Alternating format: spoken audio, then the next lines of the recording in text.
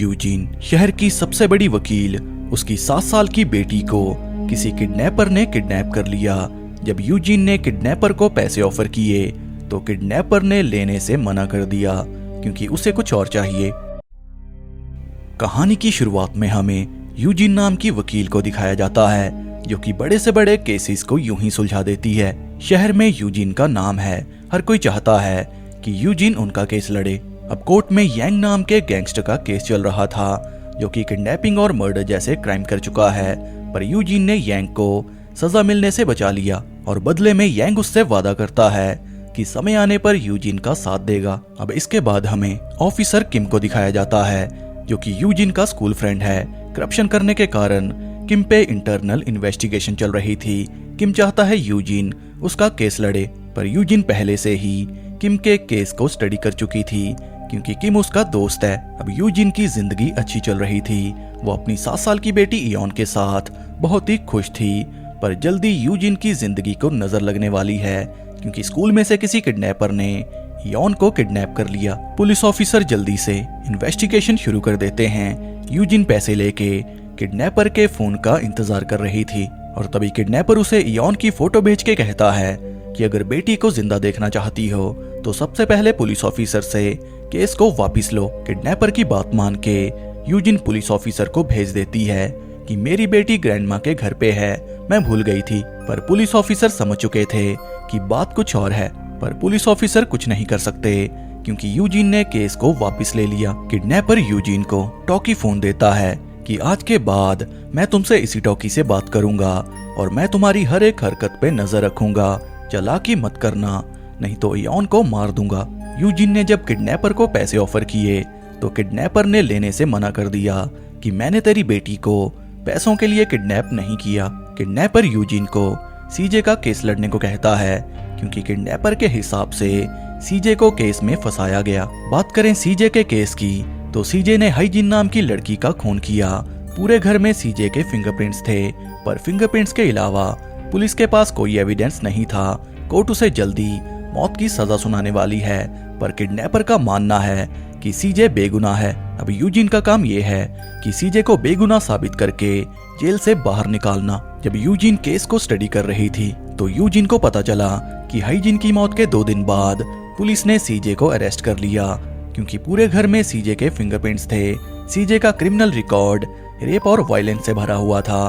Police को लगा सीजे ने ही हाइजिन का खून किया होगा। ये टॉन का पहला केस था जहां क्रिमिनल को 3 दिन में अरेस्ट कर लिया, पर यह बात यूजीन को काफी अजीब लगी क्योंकि केस की डीपली इन्वेस्टिगेशन किसी ने नहीं की और इतनी जल्दी सस्पेक्ट को अरेस्ट कर लेना काफी अजीब बात है। यूजीन सीजे को भरोसा दिलाती है कि मैं तुम्हें बेगुनाह साबित करके जेल से बाहर निकालूंगी, पर मुझे तो ये साला साइको लगता है। यूजीन उसे कहती है कि तुम कोर्ट में ये बोलना कि मेरी माँ बीमार थी, मेरे पास मेडिसिन लेने के पैसे नहीं थे और पैसों की चोरी करने मैं हाइजिन के घर गया था, पर उससे पहले ही हाइजिन को किसी ने मार दिया।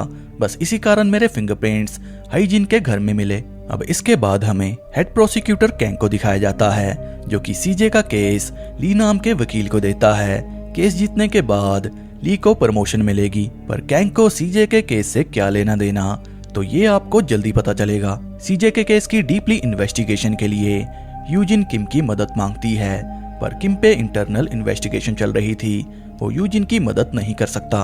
पर यूजीन ने किम के केस को खत्म करके इंटरनल इन्वेस्टिगेशन को हटा दिया, पर इसके बदले किम को सीजे के केस में मदद करनी होगी। किम यूजीन को डॉक्टर जो के पास लेके जाता है जिसने हाइजिन की ऑटोप्सी की थी। डॉक्टर जो चौंकाने वाली बात कहता है कि अगर सीजे ने हाइजिन का खून किया होता तो फिंगरप्रिंट जैसे एविडेंस को मिटा के जाता, क्योंकि हाइजिन को मारने के बाद किसी ने हाइजिन की डेड बॉडी को वाइन से साफ किया ताकि कोई एविडेंस ना रहे, फिर चेहरे को डैमेज करके शहर से बाहर फेंक दिया। अगर सीजे को खून करना होता तो डेड बॉडी से एविडेंस को ना मिटाता, अगर मिटाना होता तो फिंगरप्रिंट जैसे एविडेंस को भी मिटा के जाता। डॉक्टर जो के हिसाब से ये खून किसी और ने किया। डॉक्टर जो उन्हें कहता है कि हाइजिन के मुंह में एंजल डस्ट नाम की ड्रग्स मिली और जो वेपन से उसका खून हुआ वो आज तक नहीं मिला। तभी यूजीन को किडनैपर की कॉल आती है क्योंकि किडनैपर ने इयोन को ट्यूना फिश खिला दी और ट्यूना से इयोन को एलर्जी थी। यूजीन उसे मेडिसिन देने की बात करती है, पर किडनैपर उसे कहता है कि तुम्हारी बेटी ठीक है, केस पे ध्यान दो, इन दोनों के साथ टाइम पास मत करो। ये सुन के यूजिन समझ आती है कि किडनैपर उनके आसपास है। तीनों की सीट के पीछे एक आदमी बैठा था और यूजिन को ये किडनैपर लगा, पर ये किडनैपर नहीं था। किम और यूजिन हाइजिन की मां हैंसुक को मिलते हैं ताकि उन्हें कोई क्लू मिल सके, पर हैंसुक से कोई खास इन्फॉर्मेशन नहीं मिलती। दोनों लॉकस्मिथ को लेके हाइजिन के स्टूडियो पहुंचते हैं ताकि लॉक को तोड़कर स्टूडियो की तलाशी ले सकें, पर लॉकस्मिथ उन्हें कहता है कि ये लॉक बहुत ही महंगा है, इसे तोड़ना इम्पॉसिबल है। अंदर जाने के लिए पूरे लॉक को गेट से बाहर निकालना होगा। लॉकस्मिथ की ये बात सुन के यूजिन के दिमाग की घंटी बजी कि उस रात हाइजिन के घर कोई जान पहचान का आदमी आया होगा, क्योंकि लॉक को तोड़ना तो इम्पॉसिबल है, यानी कि हाइजिन का खून किसी जान पहचान के आदमी ने किया। पर सीजे के फिंगरप्रिंट्स हाइजिन के स्टूडियो में कैसे मिले, तो ये गुत्थी जल्दी सुलझेगी। अब यूजिन के पास दो तरह के लॉजिकल एविडेंस आ चुके हैं, पहला डॉक्टर जो और दूसरा लॉकस्मिथ। ऑटोप्सी के हिसाब से जिसने भी हाइजिन का खून किया उसने डेड बॉडी से एविडेंस को मिटा दिया। अगर ये खून सीजे ने किया होता तो फिंगरप्रिंट्स भी मिटा के जाता। दूसरा एविडेंस ये था कि स्टूडियो में उस रात कोई हाइजीन को जानने वाला था जिसने हाइजीन का खून किया, क्योंकि लॉक को तोड़ना नामुमकिन है। सीजे तो उस रात स्टूडियो को खुला देख के अंदर घुस गया। क्राइम सीन पर ड्यूक नाम के आदमी का बिजनेस कार्ड मिलता है। जब ड्यूक से इसके बारे में पूछा जाता है तो ड्यूक को कुछ भी याद नहीं, क्योंकि ड्यूक अपना बिजनेस कार्ड लोगों को देता रहता है। इतनी बड़ी कहानी में अगर छोटी सी चीज दिखाई जाए तो समझ जाना ये छोटी सी चीज बड़े बड़े राज खोलेगी। यूजिन किम को हाइजीन की मिसिंग कार और वेपन ढूंढने को कहती है जिससे हाइजीन का खून हुआ था। यूजिन किम को लेके रोलिंग स्टोन नाम के क्लब जाती है, क्योंकि मरने से पहले हाइजीन इसी क्लब में जाती थी। क्लब में पाक नाम का आदमी था जो हाइजीन को अच्छे से जानता था। जब पाक को पता चला कि किम एक पुलिस ऑफिसर है तो पाक यहाँ से भाग गया, पर किम ने उसे पेल के सारी सच्चाई निकलवा ली। वो यूजिन को कहता है कि हाइजीन नोज में पियर्स पहनने वाले लड़के की गर्लफ्रेंड थी, वो हर समय उसी के साथ रहती। उस लड़के की फोटो तुम्हें हाइजीन के कंप्यूटर में मिल जाएगी। पाक उन्हें कहता है कि जिस रात हाइजीन का खून हुआ मैं उसकी कार का पीछा कर रहा था, तभी सोसाइटी के बाहर एकदम से हाइजीन की कार एक जैगुआर कार से टकराई। कार में से आदमी निकल के अपना कार्ड देके चला गया। ये कार्ड देने वाला आदमी ड्यूक था। तभी यूजिन को किडनैपर की कॉल आती है, क्योंकि एलर्जी की वजह से यॉन की तबीयत खराब हो चुकी थी। किम यूजिन की हरकतों से समझ गया था कि कुछ तो गड़बड़ है। किडनैपर यूजिन को अबैंडन जगह बुलाता है जहां किडनैपर अपने कुत्ते के जरिए मेडिसिन को मंगवा लेता है, पर यूजिन दूर से किडनैपर को देख लेती है जो कि इयॉन को लेके कहीं और भाग गया। कार में किम छुपा हुआ था जो कि सारी सच्चाई जान चुका है कि यूजिन सीजे के केस में इतनी दिलचस्पी क्यों ले रही है।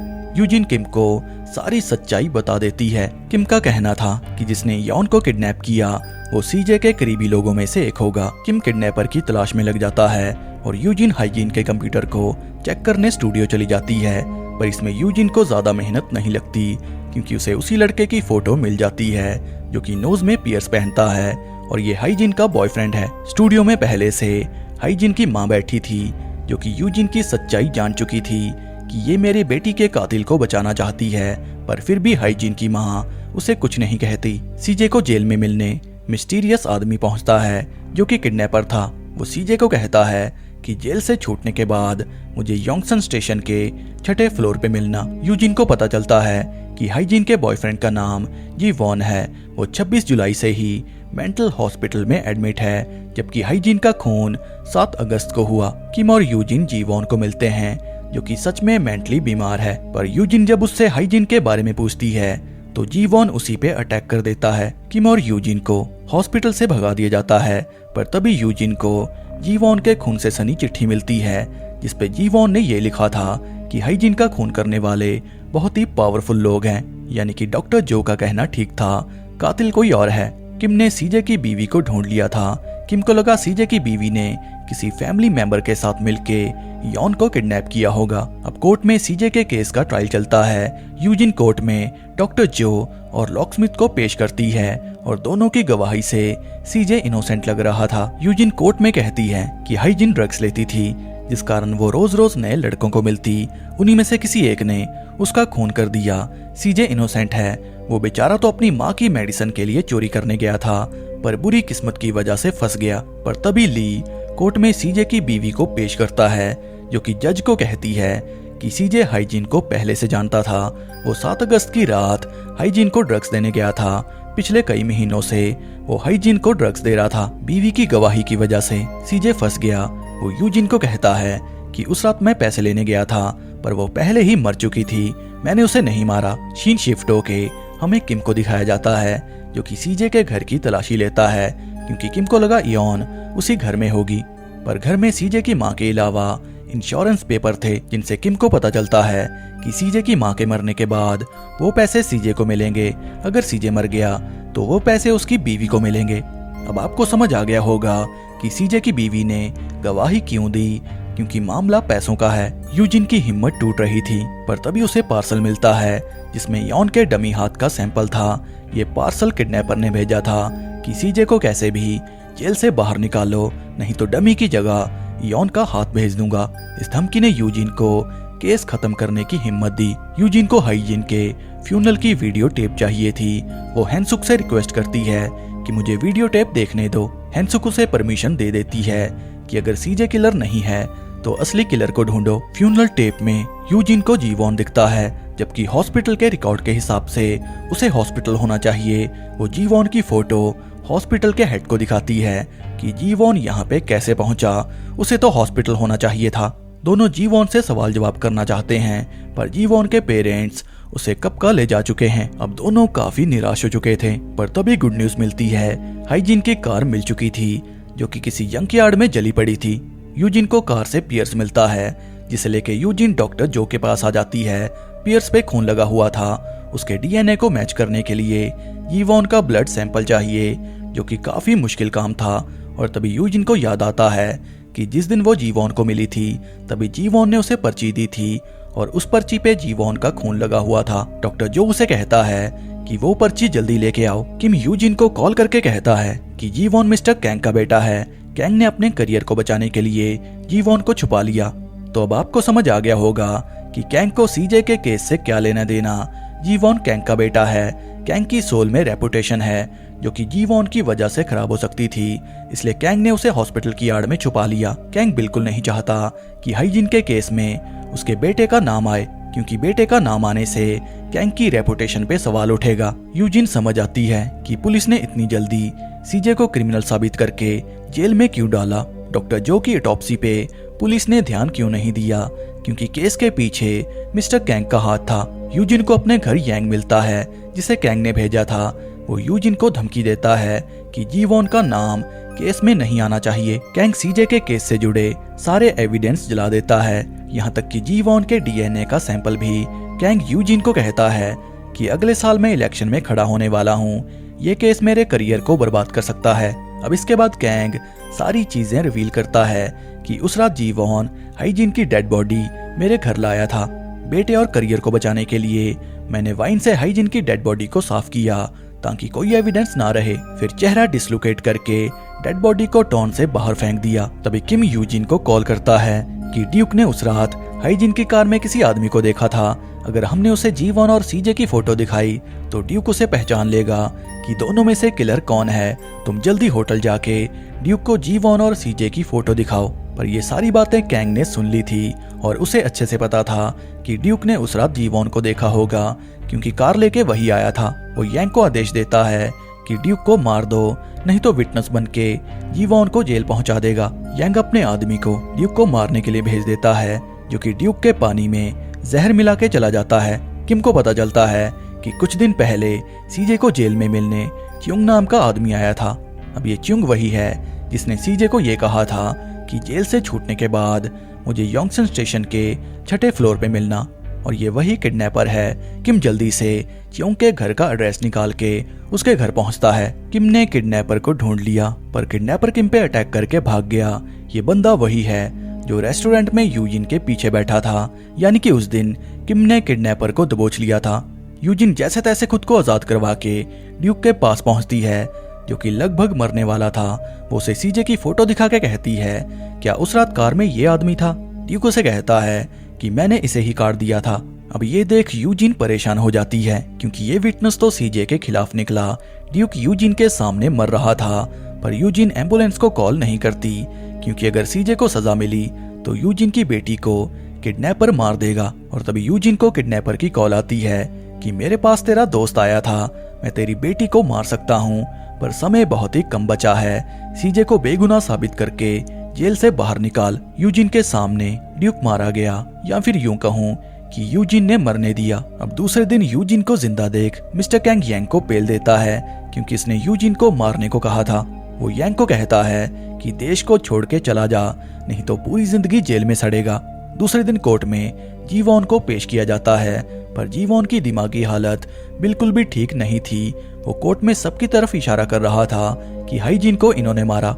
जीवॉन की दिमागी हालत को देख गवाही रिजेक्ट कर दी जाती है, पर एविडेंस के हिसाब से अब भी सीजे किलर है। ली कोर्ट को कहता है कि सीजे को मौत की सजा मिलनी चाहिए, पर तभी यूजिन कोर्ट में बड़ी सी स्पीच देती है कि लॉ के हिसाब से फिजिकल एविडेंस देना होता है, ना कि फिंगरप्रिंट जैसे एविडेंस। जिस वेपन से सीजे ने खून किया अगर वही नहीं मिला तो सीजे किलर कैसे हुआ? ऐसे तो मैं भी बोल देती हूँ कि हाइजीन का खून मिस्टर कैंग ने किया, तो क्या मान लोगे? अब इसके बाद कोर्ट में एक और विटनेस को बुलाया जाता है जो कि ड्यूक था। ड्यूक जिंदा है, उसे यूजिन ने बचा लिया था। वो कोर्ट में इससे पहले ये बताता कि उस रात कार में कौन था। यांग कोर्ट में रिकॉर्डिंग चला देता है जो कि मिस्टर कैंग की थी। ये रिकॉर्डिंग पिछली रात की थी जब कैंग ने सब कुछ कन्फेस किया था।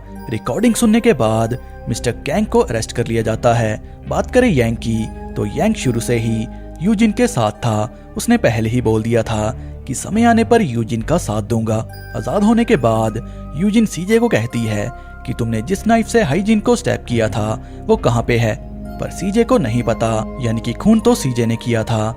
जीवॉन तो ड्रग्स के नशे में हाइजीन को घर ले गया ताकि उसके पिता हाइजीन को जिंदा कर सकें।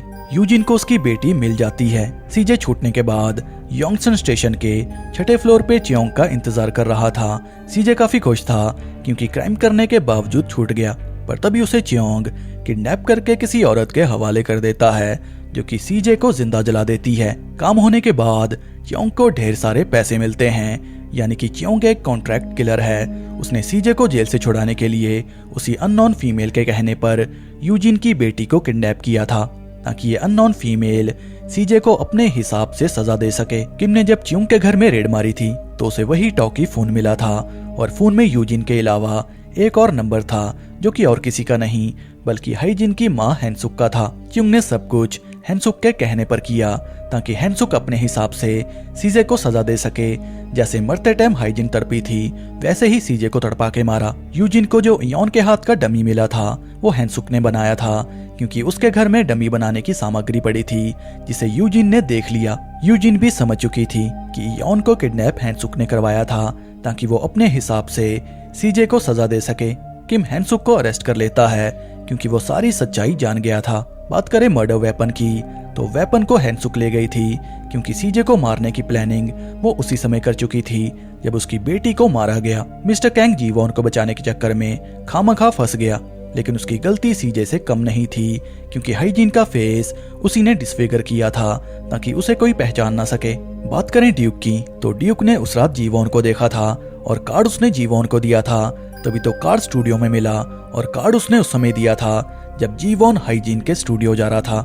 ड्यूक ने सीजे का नाम इसलिए लिया कि मैंने उस रात इसे देखा था क्योंकि यांग के लोगों ने धमकी दी होगी कि अगर तूने जीवॉन का नाम लिया तो हम तुम्हें मार देंगे। ड्यूक को डराने के लिए उसे सस्ता जहर दिया गया, तभी तो मरा नहीं। यूजिन तो ड्यूक को मरने देना चाहती थी, वो तो यूजिन की टीम समय पर आ गई।